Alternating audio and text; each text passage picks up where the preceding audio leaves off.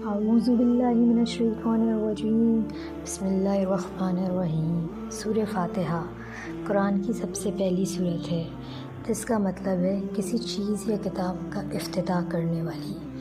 اس لیے سورہ کو سورہ فاتحہ کہتے ہیں۔ یہ بالکل ابتدائی زمانے میں نازل ہوئی تھی، بلکہ یہ سب سے پہلی سورت ہے جو مکمل نازل ہوئی تھی۔ اس سے پہلے سورہ علق، سورہ مزمل اور سورہ مدثر کی آیات نازل ہوئی تھیں۔ صحابہ کرام رضی اللہ تعالیٰ عنہم کو اس سورہ سے بہت محبت تھی، اس لیے وہ اس کو مختلف ناموں سے یاد کیا کرتے تھے: ام القرآن، شافیہ، رقیہ، ام الکتاب۔ نبی کریم صلی اللہ علیہ وآلہ وسلم کا ارشاد ہے، جس کی مثل نہ توریت میں، نہ انجیل میں، نہ قرآن میں نازل ہوئی، وہ سورہ فاتحہ ہے۔ نبی کریم صلی اللہ علیہ وآلہ وسلم کا ایک اور ارشاد ہے کہ یہ سورہ اپنے رتبے اور مقام کے لحاظ سے 2/3 قرآن کے برابر ہے۔ سورہ ہجر آیت 87 میں ہے: اے نبی صلی اللہ علیہ وآلہ وسلم، ہم نے آپ کو 7 آیتیں ایسی عطا کی ہیں جو بار بار دہرائے جانے کے قابل ہیں اور خود اپنی حیثیت میں ایک عظیم قرآن ہیں۔ وہ سورہ فاتحہ ہے۔ مسلم شریف کی ایک حدیث ہے کہ اللہ تعالیٰ نے مجھے 2 نور عطا فرمائے ہیں، ایک سورہ فاتحہ اور دوسرے سورہ بقرہ کی آخری آیات۔ بخاری شریف کی حدیث ہے کہ اس شخص کی نماز ہی نہیں ہوتی جس نے اپنی نماز میں سورہ فاتحہ نہیں پڑھی۔ یہ ایک انتہائی مکمل اور جامع دعا ہے۔ مولانا ابوالکلام آزاد کے مطابق یہ سورہ کامل توازن رکھتی ہے بندہ و خدا کے درمیان۔ پہلی 3 آیات اللہ کے لیے ہیں اور آخری 3 آیات انسانوں کے لیے ہیں، جبکہ درمیان کی 4تھی آیت آدھی اللہ کے لیے ہے اور آدھی بندے کے لیے۔ اسلام کا قرینہ ہے کہ ہر کام کی ابتدا اللہ کے نام سے ہونی چاہیے، اس لیے ہر سورہ سے پہلے بسم اللہ الرحمن الرحیم ہوتی ہے۔ سورہ فاتحہ انسانی جذبات کی عکاسی کرتی ہے، جس میں بتایا گیا ہے کہ کل شکر اس رب کریم کے لیے ہے جو تمام عالمین کا رب ہے۔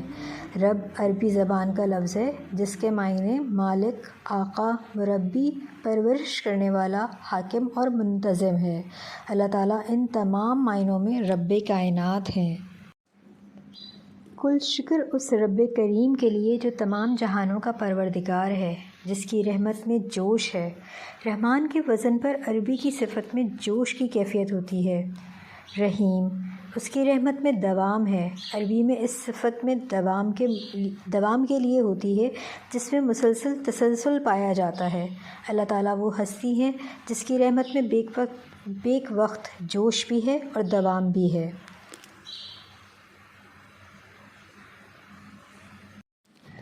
اللہ تعالیٰ جو بدلے کے دن کا مالک ہے۔ یہ دنیا بدلے کے اعتبار سے نامکمل ہے۔ یہ دنیا بدلے کی جگہ بھی نہیں ہے۔ یہاں پر لوٹ مار کرنے والے، جھوٹ بولنے والے عیاشی کر رہے ہوتے ہیں، جبکہ امانت دار لوگ اکثر و بیشتر دنیا میں نقصان اٹھا رہے ہوتے ہیں۔ اگر ہم سوچیں کہ اللہ کے نبی صلی اللہ علیہ وآلہ وسلم کے احسانوں کا بدلہ دینا چاہیں تو ہم کیسے دے سکتے ہیں اور کیا دے سکتے ہیں؟ اور اگر دنیا کے معاملے میں سوچیں کہ کسی مجرم کو اس کے بے حد سخت جرم کی سزا دینا چاہیں، جیسے ہیروشیما پر ایٹم بم گرانے والا، اگر ہمارے ہاتھ آ بھی جائے تو ہم اس کو کیا سزا دے سکتے ہیں جس کی وجہ سے لاکھوں انسان مارے گئے اور آج تک لاکھوں افراد تابکاری کے اثرات سے معذور پیدا ہو رہے ہیں؟ تو ایک دن بدلے کا آئے گا، اس میں اللہ تعالیٰ مسلسل انعام و اکرام سے بھی نوازے گا جو کبھی نہ ختم ہونے والا سلسلہ ہوگا، اور اللہ تعالیٰ مجرموں کو ان کے جرائم کے اعتبار سے سزا دے گا۔ اے اللہ، ہم تیری ہی بندگی کرتے ہیں اور کریں گے اور تجھ سے ہی مدد چاہتے ہیں۔ اب جذبہ شکر خداوندی جذبہ بندگی میں ڈھل رہا ہے۔ پہلے انسان نے اپنے حقیقی معبود کو پہچانا اور شکر ادا کیا، اور پھر اس کی بندگی کا اعتراف کر رہا ہے کہ اللہ، تیری بندگی کرنا آسان نہیں ہے۔ شیطان رکاوٹ ڈالے گا، بگڑا ہوا معاشرہ رکاوٹ بنے گا اور نفس راہ میں حائل ہوگا۔ ان سب چیزوں سے نپٹنے کے لیے رب العالمین ہم کو تیری مدد چاہیے۔ اے اللہ تو ہمیں سیدھے راستے کی طرف چلا۔ ہم سیدھے راستے کی طرف چل نہیں سکتے جب تک تیری طرف سے ہدایت و رہنمائی نہ ملے۔